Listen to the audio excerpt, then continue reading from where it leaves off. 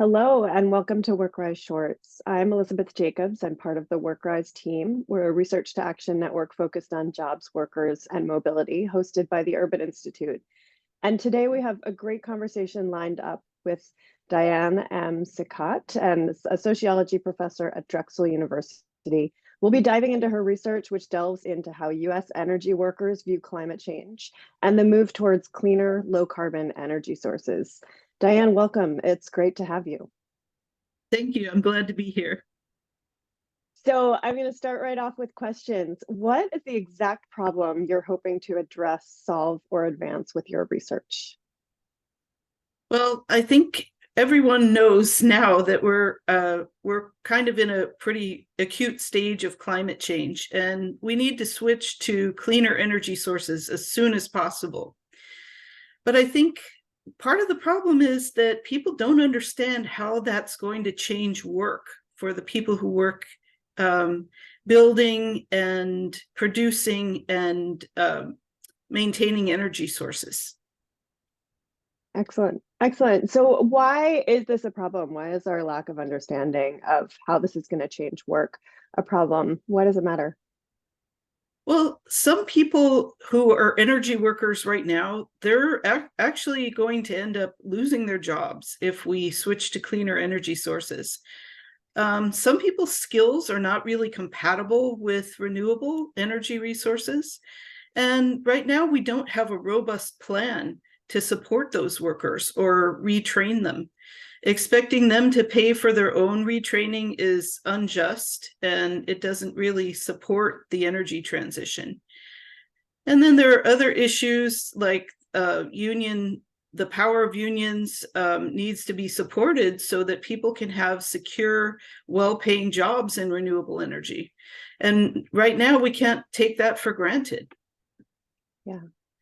So I know you've talked to many union workers as part of your research, unionized energy workers. Can you list for us specifically your key research findings? What were you most excited about, or do you think is most important coming out of those interviews?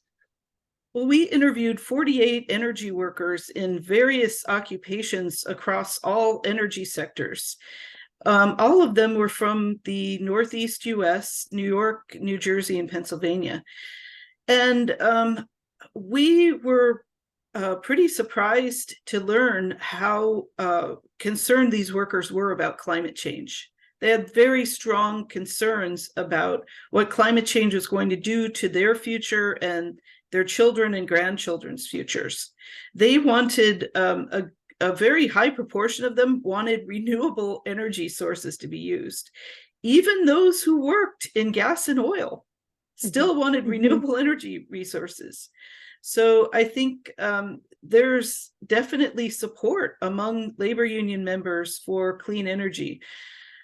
But that doesn't mean that they should pay the price for that transition. That doesn't mean that if this is the way the transition is done, they're still going to support it. I think we have to be very careful in how the transition is accomplished. If we're not careful, we're going to get opposition from the unions whose members are going to lose their jobs. Yeah. So this is a fantastic time to be talking about this because this is a very active policy issue. So I'm wondering which stakeholders are best positioned to advance your research? Who needs to hear this and what should they be doing with it?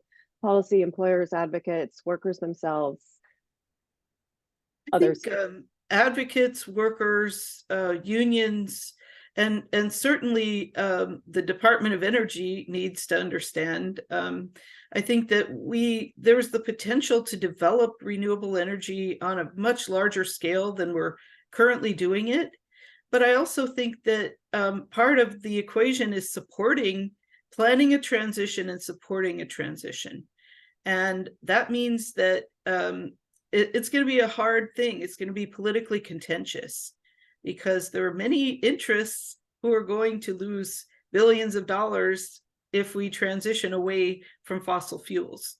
So we can't really get away from the politics of that. We have to engage with that. And certainly unions have to be at the forefront and have a seat at the table for doing this. Yeah. So this is terrific. I'm so grateful to you for sharing your work with us. We're really excited to see more work from you and your colleagues on this topic in the future. If you're interested in looking at the full research, which we hope you all are, you can check out WorkRise's Working Knowledge blog. And thank you again, Diane, for joining us, and thank you for the work that you're doing. It's great to be here.